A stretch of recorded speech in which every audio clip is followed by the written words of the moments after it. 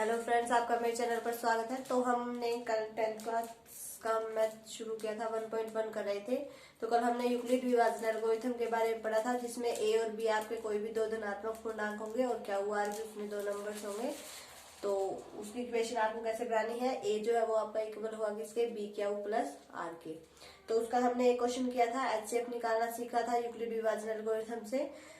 तो वो आपको क्लियर हो गया होगा, उसमें आपको कोई दिक्कत नहीं आई होगी। तो हम उसका आज सेकंड क्वेश्चन करते हैं।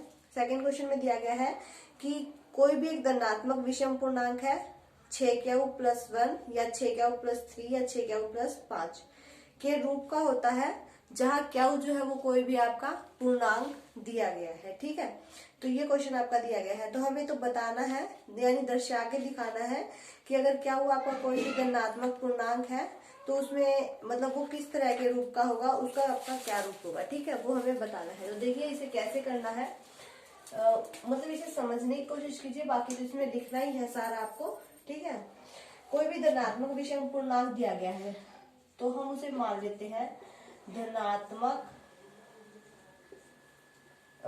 क्या दिया आपको, जो है वो क्या हुआ आपको दिया गया है, कोई भी धनात्मक विषम पूर्णांक दिया गया है। ठीक है, तो उसे हम धनात्मक विषम पूर्णांक ए लेकर चलते हैं। ठीक है, ए को हम कोई भी धनात्मक विषम पूर्णांक लेकर चलते हैं जो इसने आपको दिया गया है।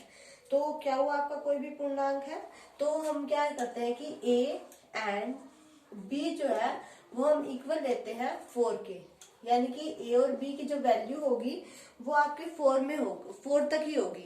विभाजन एल्गोरिथम का हमें इसमें प्रयोग करना है। ठीक है, ए हमने क्या दिया है, कोई भी धनात्मक विषम पूर्णांक है हमारा, और हमने क्या माना है कि जो ए और बी की हमारी वैल्यू होगी वो 4 तक ही, मतलब 4 ही हो सकती है। ठीक है, तो हमारा क्या फॉर्मूला होता है, वो ये होता है ना, A=BQ+R।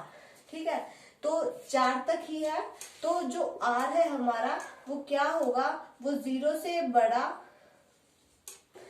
R जो है वो हमारा क्या होगा, 0 से तो बड़ा या इक्वल हो सकता है, लेकिन 4 से ऑलवेज छोटा रहेगा। यानी कि ए और बी की वैल्यू से तो बड़ा नहीं हो सकता R, तो R जो है वो 0 के तो इक्वल भी हो सकता है या इससे बड़ा भी हो सकता है, लेकिन 4 से हमेशा लेस रहेगा, छोटा रहेगा। ठीक है, तो इसमें हमारे जो संभावित शेषफल है वो हमारे क्या बच जाते हैं, यानी कि R की वैल्यू जो है वो हम क्या क्या रख सकते हैं, वो हम 0 रख सकते हैं, 1 रख सकते हैं, 2 रख सकते हैं और 3 रख सकते हैं। ठीक है, ये 3 वैल्यूज हम जो है वो R की रख सकते हैं।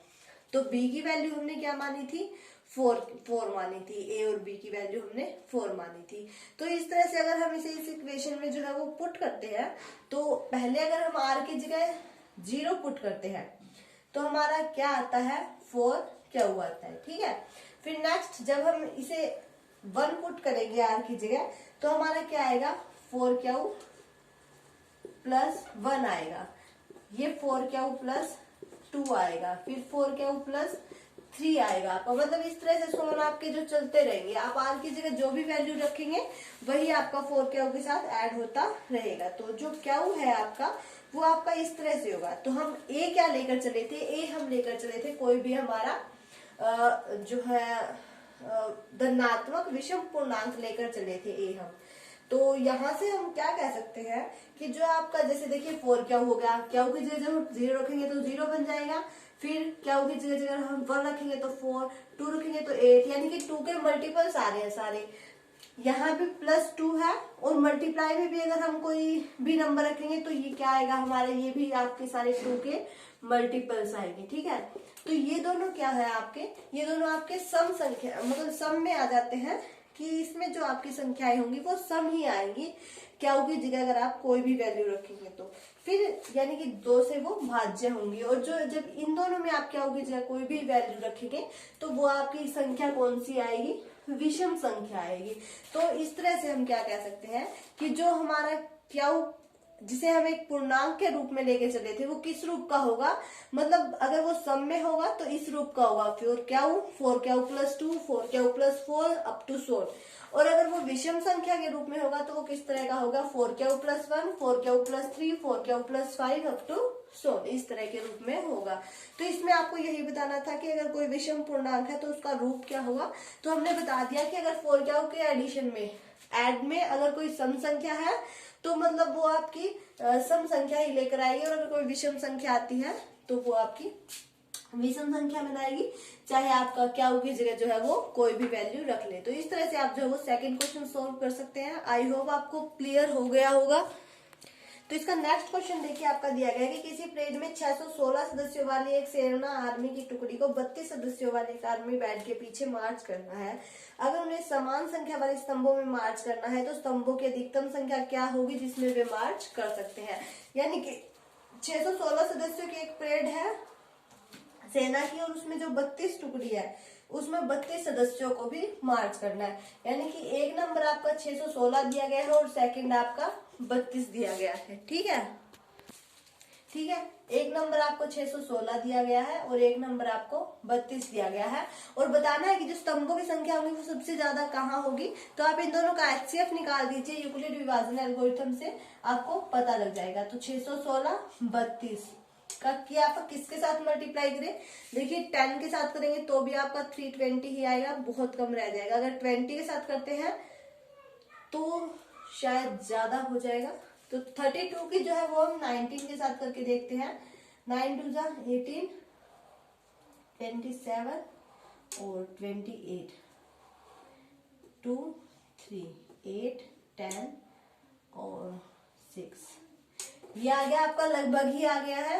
19 के साथ करेंगे तो आपका 608 आ जाएगा। बनाना 16 है तो प्लस में 8 और कर देंगे। अब नेक्स्ट आपका 32 यहाँ आएगा, तो 8 4 32 प्लस एडिशन, यानी कि HCF आपका कितना आ गया 8। यानी कि 8 स्तंभ जो है वो, इनकी 8 स्तंभ जो है वो आपके लिए मतलब जिसमें वे मार्च कर सकते हैं, स्तंभों की संख्या जो है वो अधिक कितनी होगी 8 होगी। तो इनका जो HCF आएगा वो आपका आंसर बन जाएगा। इस क्वेश्चन में कुछ भी नहीं था। नेक्स्ट क्वेश्चन देखिए, इसे समझना जरूरी है तो उससे नेक्स्ट आप खुद कर सकते हैं। देखिए जैसे यूक्लिड विभाजन का प्रयोग करके हमें बताना है कोई भी धनात्मक पूर्णांक है उसका वर्ग किसी भी पूर्णांक m के लिए किस किस रूप में हो सकता है वो हमें बताना है। ठीक है, तो देखिए a जो है वो हम कोई भी धनात्मक पूर्णांक लेकर चलते हैं। a को हम कोई भी धनात्मक पूर्णांक लेकर चलते हैं। देखिए मैं आपको समझा देती हूँ, लिख तो आप खुद भी सकते हैं, समझ में आना चाहिए। a को हम कोई भी धनात्मक पूर्णांक लेकर चलते हैं, जिसमें जो आपकी b की वैल्यू है वो हम 3 लेकर चलते हैं, और उसमें फिर हम क्या करते हैं यूक्लिड विभाजन एल्गोरिथम का प्रयोग करते हैं। ठीक है, यूक्लिड विभाजन एल्गोरिथम, इसका प्रयोग हम करते हैं। ठीक है, a तो हमने कोई भी धनात्मक पूर्णांक मान लिया, b की वैल्यू हमने 3 मान ली, और एक इक्वेशन है a = b प्लस r। ठीक है, इसमें r आपको क्या लेना है, 0 से तो r आपका बड़ा होगा लेकिन 3 से आपका लेस होगा। ठीक है, 3 से आपको r जो है वो छोटा लेकर चलना है। यहाँ जो आप वैल्यू लेंगे b की, उससे आपका r हमेशा छोटा होगा। तो r की जो पॉसिबिलिटीज है वो क्या क्या है, 0 है, 1 है और 2 है, यानी कि 3 पॉसिबिलिटीज r की आपकी बनती है। ठीक है, अब देखिए a² है, b³ प्लस r है। ठीक है, तो इसे अब हम क्या करते हैं, तो देखिए a है, b की वैल्यू हमने क्या ली है 3³ प्लस r। ठीक है, इतना क्लियर है, ये बन गया हमारा। अब इसमें हम क्या करते हैं, इसका दोनों तरफ से स्क्वायर कर देते हैं, r का हम दोनों तरफ से स्क्वायर कर देते हैं। तो देखिए a का स्क्वायर यहाँ से भी स्क्वायर करना पड़ेगा और यहाँ भी बोथ साइड ही करना पड़ेगा। a का स्क्वायर किसके इक्वल होगा आपका 9q² plus r plus 2 3 6qr।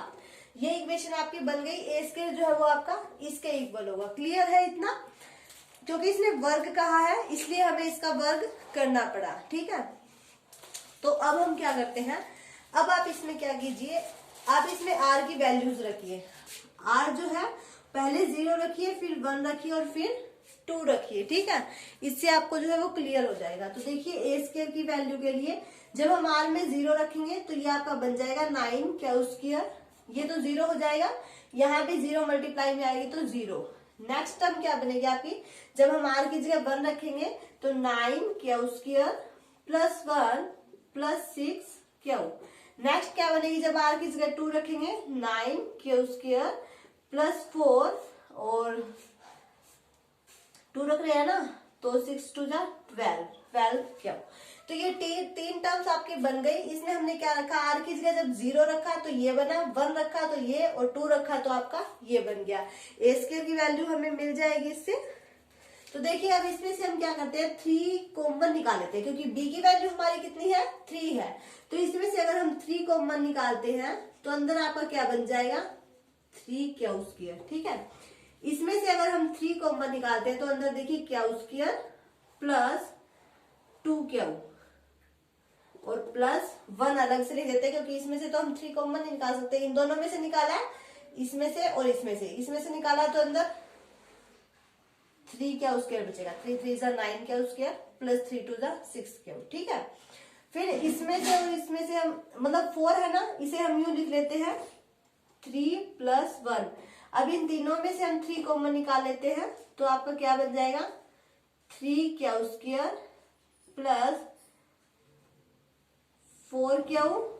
ठीक है ना, +1 और ये 1 आपका एडिशन में अलग से बच गया बाहर, क्योंकि इसमें से हम 3 कॉमन निकाल। तो सब में से हमने 3 कॉमन निकाल लिया, यानी कि 3 जो है वो हमने कॉमन निकाल लिया। BQ +R बन गया आपका, ठीक है सबका। तो इतना क्लियर है सभी को। तो अब हम क्या करते हैं, अब हम जो ये आपके ब्रैकेट्स में दिए गए हैं इनको हम लैट करेंगे, तीनों को किसके इक्वल लैट करेंगे। देखिए 3Q² या फिर 3Q² +2Q हो, या फिर 3Q² +2Q +1 हो, तो इसे हमने लैट कर लिया m के इक्वल। सॉरी 4Q है, 4Q +1 हो। ये क्या किया है, हमने माना है कि अगर आपका 3Q हो या 3Q +2Q हो, 3Q² +2Q और 3Q² +4Q +1 हो, तो वो हमारा m के इक्वल होगा। तो इससे हम क्या कर सकते हैं, जो हमारा A² होगा वो किसके इक्वल होगा, 3m +1 और 3m +1 के इक्वल होगा, ठीक है। इतना क्लियर है। तो इसे हमने देखिए इनका जो वर्ग बन रहा था अंदर, हमने उसको भी क्या कर दिया, m के अंदर कन्वर्ट कर दिया। तो इस तरह से हम जो है वो क्या कह सकते हैं, किसी भी धनात्मक जो है उसका पूर्णांक अगर दिया गया है और उसका हमें स्क्वायर निकालना है, तो हम उसका स्क्वायर भी निकाल सकते हैं इस तरह से, ठीक है। तो इस तरह से आप जो है वो उसका स्क्वायर निकाल सकते हैं।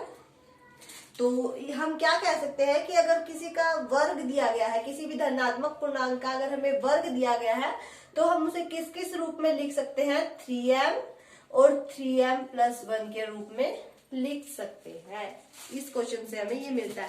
अब आपको वर्ग दिया गया है तो यहाँ आपको वर्ग बनाना है, उसके बाद आपको आर की वैल्यूज पुट करनी है, फिर आपका वर्ग का क्वेश्चन भी सोल्व ऐसे ही हो जाएगा। तो इस तरह से आप जो है वो ये एक्सरसाइज कंप्लीट कर लीजिए और देख लीजिए। कोई दिक्कत आती है तो कमेंट कीजिए, वीडियो अच्छी लगे तो इसे लाइक कीजिए, शेयर कीजिए, और अगर आप मेरे चैनल पर नए हैं तो सब्सक्राइब जरूर कर ले, ताकि आपको मेरे आने वाले वीडियो के नोटिफिकेशंस मिलते रहें।